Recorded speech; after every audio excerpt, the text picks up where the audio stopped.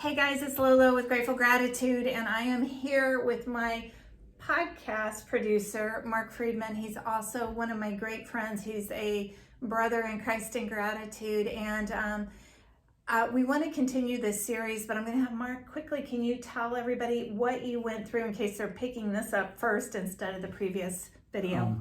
Basically, the summer, I got struck down. As you know, I'm fiercely independent. I love doing things for other people, and for some reason I'm still trying to figure out what the reason is, but in a positive way. I just got out of the hospital about 3 weeks ago. Was there since August. Right now it's the middle of January. Right. And so I spent a good four and a half months in the hospital. Good 6 weeks of it, maybe a little bit longer. Was in a drug-induced coma, double pneumonia that affected all my vital organs because I didn't take care of it.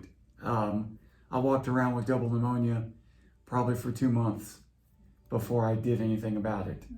So that's my bad. But anyways, so my life changed on an instant. And you hear that, don't take anything for granted, because life can change on a dime. And that's what happened to me.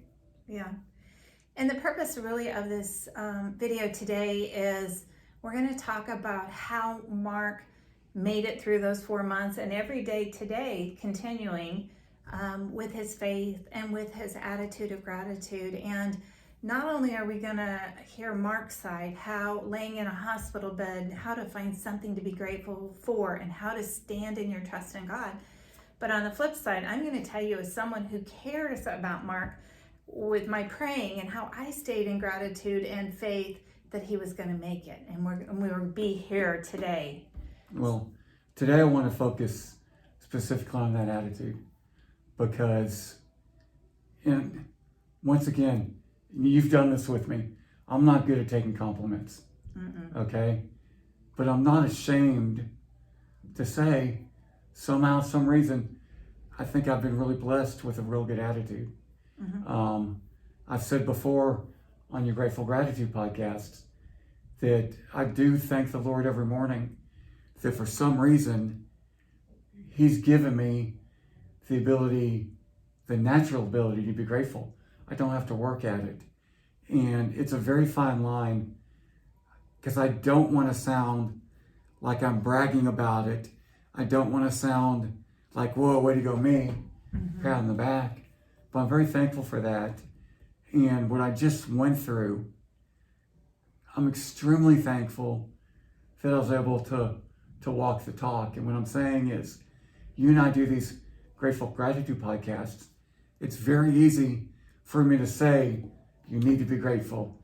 No matter what life brings you, there's some positive to find out of it. It's very easy to say that. Right. But the fact that I was able to do that, and I was able to do that, and I'm thankful that I didn't have to really work at it. And what I'm talking about is this.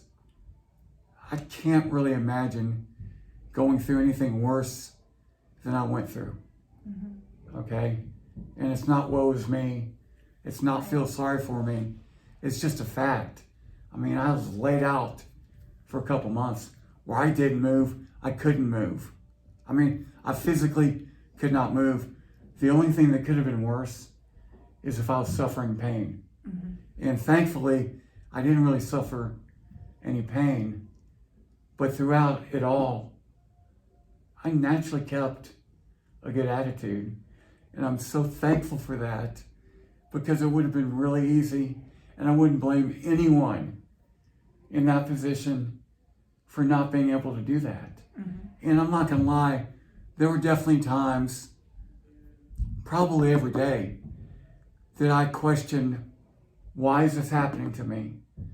But it was always from a positive point of view. It wasn't, oh my gosh, what? Lord, why are you doing this to me? It was, Lord, when am I going to get out of this? How are you making me stronger out of this? I know there's a purpose. I know there's a reason. And eventually, on your time, I'll get that answer. But I really wish you'd let me know right now so I can prepare. Right. You know? Right. So it was always from a positive point of view. Now that comes naturally to me. I don't know, and you can talk to this, if that's something that can be taught, if that's something that can be learned, if that's something that can be developed. Because I can promise you this, it is a whole lot easier to go through troubling times if you have that positive attitude. Fortunately, I have it. Naturally, it's not something that I should deserve credit for. It's something that's been given to me. Right. It's a gift that has been given. It's not anything I earned. Right. And so my message that I really want to get across in this podcast and future ones I want to do with you is how to get through these hard times. And it's something I do question on whether it's something that can be really learned or achieved. I definitely think it can be learned. I try to tell people the number one thing to always remember is that anxiety and worry cannot live where gratitude lives. So when you find yourself being anxious or questioning in a negative way, stop yourself and say, what is good in this situation? Now, Mark, you were in an drug-induced coma for over 30 days. I don't even know if I know exactly how many days that was. So when you were brought out, you initially, I'm sure, where am I? What's going on? And that question came in, but because of your gratitude and your faith, you started thinking, wait a minute, all these people are here helping me. I'm in the best hospital I can be in. And you started, I know, thinking of those small things, which automatically helped keep that anxiety out. Yeah. But that's how you look at life. So it is a process, and you do have to train yourself and catch yourself when you're starting to be negative to find that good. And even the negative, I mean, my therapist, my physical therapist and occupational therapist, once you get, I don't know how many people have been in the condition I was in, but once you get the medical stuff taken care of, you go to physical rehab. Right. And I went to a different hospital, a rehab center, where they assigned me a primary physical therapist and a primary occupational therapist, Joanne and Samantha. And I hope y'all are watching. Y'all are great. But there were times where they saw the worst of me. And the worst one was, and I'm not sure if I've told you this, when Samantha came in to my room, and once again, I'm not sick anymore. I lost every muscle in my body atrophied. Right. Okay? I had to learn to swallow again. Right. You can tell by my voice, I'm learning to talk again. Right. But Samantha came in with these tools like a big shoehorn. Wow. And a tool for me to help me put socks on and one of those grabbers. And I freaked out on her. Really? I flipped out on her, and she saw the absolute worst of me. I cussed at her. Oh, that's not you. This was 2 weeks into my rehab. Wow. And I told her, I said, I don't want to look at that crap. I don't want to look at it. I don't want it in my room. I'm not here to learn to be handicapped. Okay, so get that crap out of here. I don't want it. And she just looked at me and very calmly said, you need to change your point of view, because this is the stuff that's going to keep you independent in your transition. These tools are going to keep you from having to call someone to help you put your socks on in the morning. Okay? So and the thing I liked about those therapists were they weren't raw people. Yeah. They were, hey, here are the facts. And, that kind of goes to the way I look at life. It's just a simple changing your point of view. Right. Can help out a lot. I also was very blessed, and you'll hear this name throughout this series. I really want to do multiple episodes with you, LoLo. Alicia. was my speech therapist. Mm-hmm. And her job was just simply to teach me to swallow again. And she did it in a couple days. It wasn't, but she and I developed a relationship where she gave me something to look forward to each and every day because I so enjoyed her coming in and us just talking. Mm-hmm. So once again, I had things to be grateful for. I had an army of people led by you that were praying for me. That once I woke up and became alert, I became alert to that fact. I had plenty of messages on Facebook, so many that I still haven't gone through them all. I'm sure. And once again, I was very fortunate to have all of that. There were people in that ICU, and I was in that ICU for a good 3.5, 4 months. Long time. And there were people in there that didn't have anything close to what I have. And those are the people I respect a lot that are going through these hard times and somehow making it through without the support that I had. Yeah. Those are the people that deserve a lot of credit. Yeah. Well, I want to touch just briefly on something that you said, and I want to remind people we are human. We will break down. We will get negative at some point, but because of the training you had already in you, knowing the negative way is not the recovery way. And even though people give you not the rah-rah people, but the facts people, sometimes that hits you a little bit harder. And it's okay to be negative, but get back to that spot of gratitude. And the other thing, of course, you and I in our faith know that God put Alicia in your recovery to get you where you need to be. Look at the web. Look when you mention her name. Look at me. I know. People who have a gift of just understanding and caring enough to say, it's not about me, it's about this patient. And even in your post, you could see that, and the gratitude that you have for her, for your whole medical team. And this is, I want to share with you, this is just Mark with gratitude, because his brother posted one day a very short post on an update of how Mark was doing. Mark was not able to talk. I think he still had a trach in. I don't know where we were in this process, because I do, as you do, lose track of the time. But all he posted was, even through all of this, Mark can be difficult, but when someone on his medical team walks in, his eyes light up in gratitude. And to be able to express gratitude with your eyes to people, it's life-changing. Yeah. So. Well, believe me, we have some of those nurses on, and because there were things I'm not proud of because my reaction to the nurse that came in at 4 a.m. to take blood and woke me up. Yeah, the hospital, if you've ever stayed in a hospital for any extended period of time, you're not sleeping. Well, they work around the clock. Yeah. Literally. Yeah, and there were instances where I definitely was not showing gratitude in individual instances to the nurses, but they're doing their job. And we're human. Yeah. That's going to happen. And we don't fault ourselves for having that happen. But Mark, my whole ministry is on gratitude and God's love. And you are such a inspiration, because a lot of people would come out of what you've come out of just trying to survive. Yeah. And yet you are trying to inspire other people to understand the importance of gratitude in a medical situation.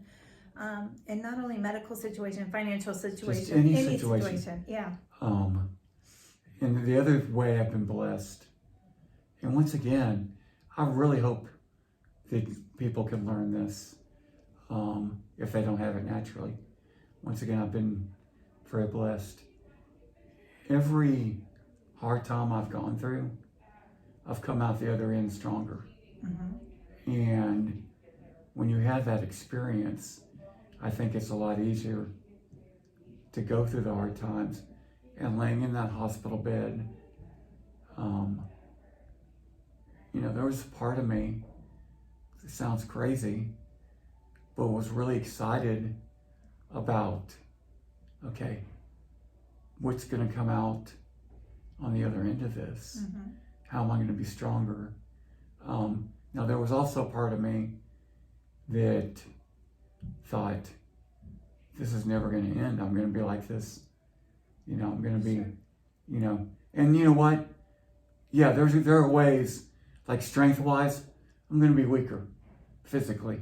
Mm-hmm. But mentally, emotionally, intellectually, Mm-hmm. There's no doubt I'm going to be stronger. I don't know in what areas that's going to happen, but I just base that on previous experience Mm-hmm. in my life. And we all go through problems. Absolutely. Everyone Yeah. goes through issues. Like I said earlier, I hope and pray and can't imagine that I'm going to go through anything rougher than what I've been through in the last quarter of a year. Yeah. But hey, it may happen. There may be something tougher. I mean, I can think of things that are much tougher. Right. I mean, yeah. I could have had pain. Right. This could be permanent. It's not. Right. It's temporary. I'm getting stronger every day. Right. And so those are the things that kind of keep that positive attitude. And it's not, whoa, this could be a whole lot worse. It's look how much better I'm getting from day to day. And once again, that's a point of view thing. Mm-hmm. Because I can look at it and think, gosh, I'm so much weaker than I was before I checked myself into the hospital. Or I can look at it and say, when I woke up, I couldn't do anything. Mm-hmm. And now I can do all this. Right. So it's just a point of view thing. Well, let's just talk a little bit about this, because it is proven scientifically that the heart sends signals to the brain. And when your heart is happy or living in gratitude, it helps your mental healing. Gratitude is extremely important, but I want you to talk about practicing gratitude and partnering it with prayer and how that made a difference in you. The faith part of it and the prayer part of it were really big. Having the faith to know that, hey, all this is happening for a reason. And at the end of the day, there's a plan.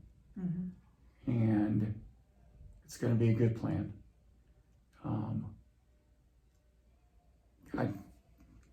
It's going to be a perfect plan. Mm-hmm. And knowing that and being able to fall back on that, I think was vital for me keeping that attitude. And once again, I want to reiterate and make it very clear, I'm not bragging about having that attitude. It's something that was given to me. It's not something I earned. It's not something that I developed. I'm very thankful for it. Being able to pray and knowing that other people were praying for me was also huge in that. But having the faith, I don't want to sound morbid, but the worst that was going to happen to me was I was going to die. And believe me, the doctors thought they officially thought they lost me twice. And there was probably another half dozen times where they thought they might lose me. One of the times I've talked about I was awake for, and I heard them say, if we can't fix this, we're going to lose them, which is really weird to hear. But knowing where I'm going to go and having the faith that there's a plan, and there's a plan that I can't control. Right. And knowing the things that you can control and the things that you can't control, I think is also vital. And knowing that whoever is in control has your best interest in mind. Absolutely. Yeah. No matter what you're going through, Right. I think is very vital to what I went through and to any problems you may have. Just understanding that, the goal is to come out of it better than you were, stronger, whether it's mentally, physically, whatever. Come out the other end in a better position. Right. And trusting that. Mm-hmm. And I know I keep saying it, it's really easy for me to say. And I'm very, very thankful that I practiced that when I got put to the test. Yeah.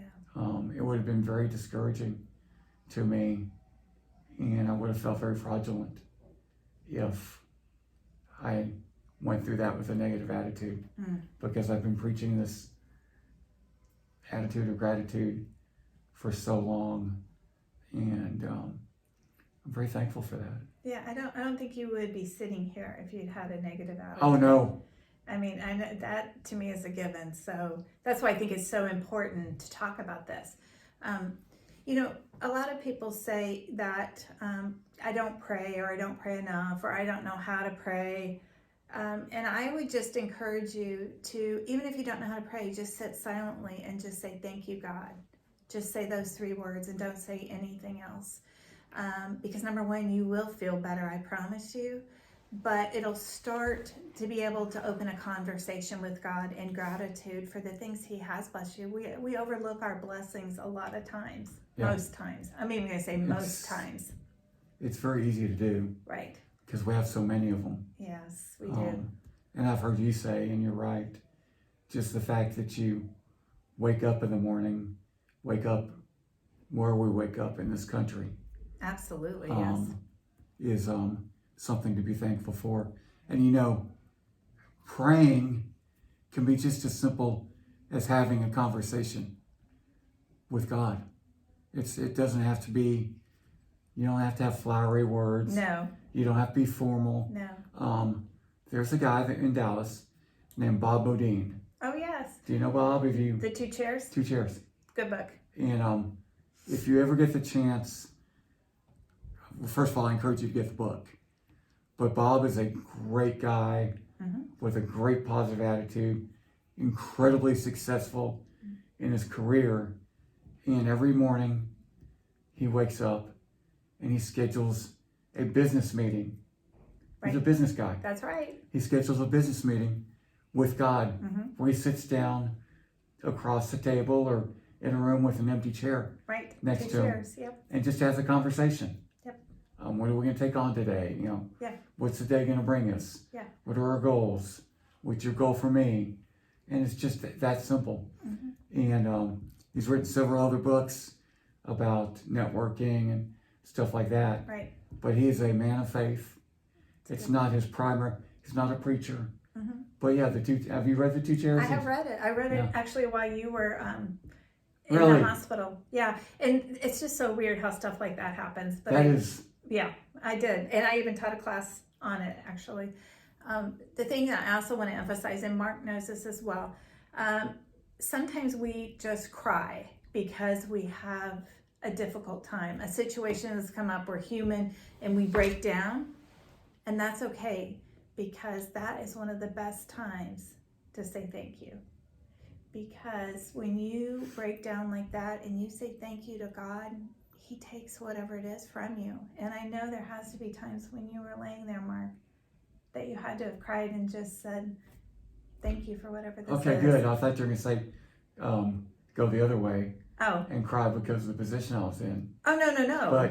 But cry, surrender, and say thank you. I don't know if you could see it in my face when LoLo was bringing that up, but I started to smile because I hadn't thought about it yet. But when you brought up crying, first of all, I have been a whole lot more emotional. I don't have a problem crying or anything, but when you brought that up, and I can't wait to go back and look at the video, I started thinking that, I had a lot of tears, but I don't think a single one of them was a tear of regret or a tear of, why is this happening to me? The tears were, I get to see Alicia today. Yeah. I know my dog is in a great place. Yeah. They were very positive, happy, and I didn't think about that until you just brought it up. Even right now, you can see my eyes are watery, and you kind of, my breath gets kind of taken away thinking about those things and all the good things that even during this whole ordeal, all the good things that I'm seeing happening to me. Right. Well, Mark, I know this is going to be a series and we're going to have a lot of these, and I'm grateful that you've chosen me to help share this story. I would encourage you to subscribe to our YouTube channel and even go back and maybe watch some of our short 10-minute videos from the past where Mark and I have talked, and you can see he truly did. He was always grateful at the very beginning. Quick story is when I started this ministry, Mark was one of the very first people to believe in me, and within a month's time he was gifting me a podcast to get the word out. So this has been almost a 3-year journey with just the podcast. And so there's a lot of content that you can really go back and see where Mark was before this, because we did podcasts immediately before he went into the hospital. And so we did, didn't we? We did. Yeah. We did 4 of them, and then within 3 days you decided you were going to go to the hospital. But I'm sure glad you're sitting here today with me. Thank you. All right, we'll see you again. And do you want to tease anything that you're going to talk in the future? You know what, we've talked briefly about it, but in the future, as I see plenty of other episodes, one of the topics is just being able to accept help, which is still really, that's really the most difficult thing I've had to do, is accept help. And it's something I struggle with. But that is amazing that that'll be a topic, because that means you're moving past that. Yeah, a little bit. So we'll see you guys again.